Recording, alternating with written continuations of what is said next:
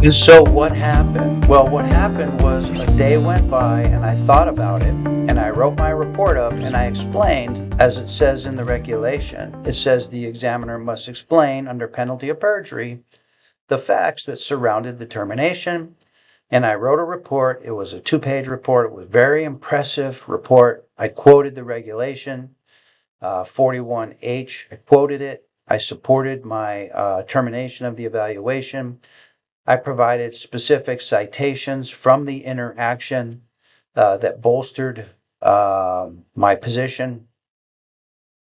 And I submitted it not only to the parties, the applicant attorney, the defense attorney, the claims administrator, I also submitted it to a contact that I have at the Division of Workers' Compensation, not for approval, not for advice, not for anything except basically to put them on alert that this happened and that I wanted to be proactive and preemptive in reporting it should anything come of the situation.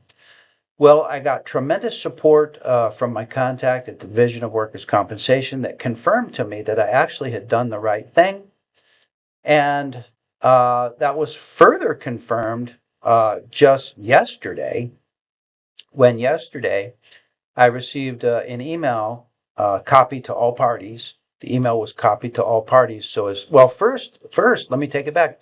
First, I received a phone call from the office of the applicant attorney.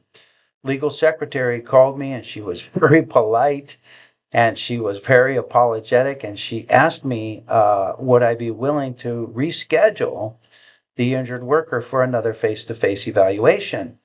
And I told her that I was concerned for ex-parte communication. Would she please submit to me her request in writing with a copy to all parties? So she did.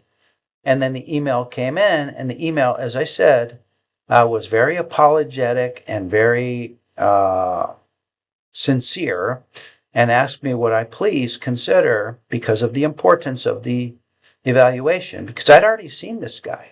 I'd already reviewed his diagnostic studies. We were in process. They asked me if I would pick up on it and reschedule him and complete the evaluation.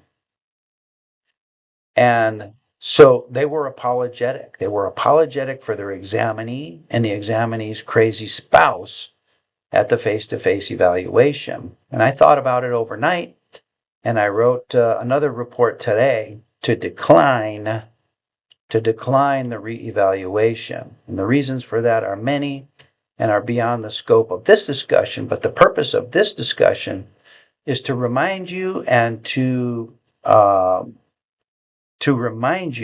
give you confidence and to give you reassurance that you're protected in the face-to-face evaluation as long as you yourself have all of your procedures in place, including your perfect compliance with the disclosure requirements.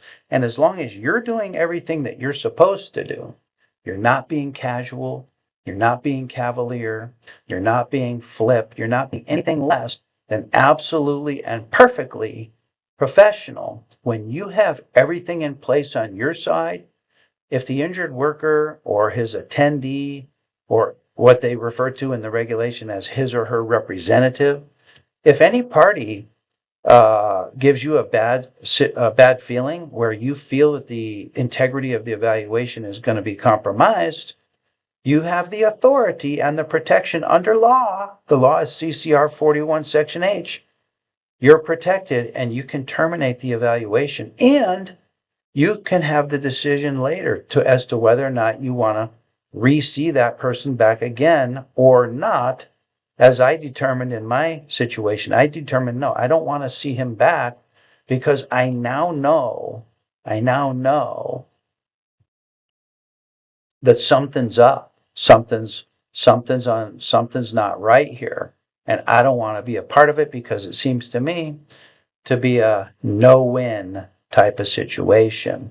So I hope this helps you. I want you to have a long, happy, healthy, profitable career without problems as a qualified medical evaluator. And so I want to assure you that you don't have to put up and expose yourself to precarious situations in the face-to-face evaluations. We do tremendous work for the workers' compensation system. You are a valued player in the system. You, I know, as one of my clients, one of my valued clients here at California Chiropractic Evaluators, I know that you are among the very best evaluators in the entire system. Okay, I know this about you. You may not know it, but I know this about you. And so I want you to be happy and confident with your career. And I want you to be confident in your face-to-face evaluations that you have protections should things go sour. And I want you to know that I'm here to support you, and our whole staff is here to support you as well. So if you ever have any concern or consideration about anything related to your career as a QME, you have a friend in the diamond business in us, and you can call anytime. So I want to thank you for taking the time to listen to the entirety of this message. I believe it's important for all of us to hear this. That's why I recorded it for you. So I thank you, I appreciate you, and I look forward to being back with you again with more insights from the trenches. So this is Dr. Perry Carpenter, and I'll see you soon.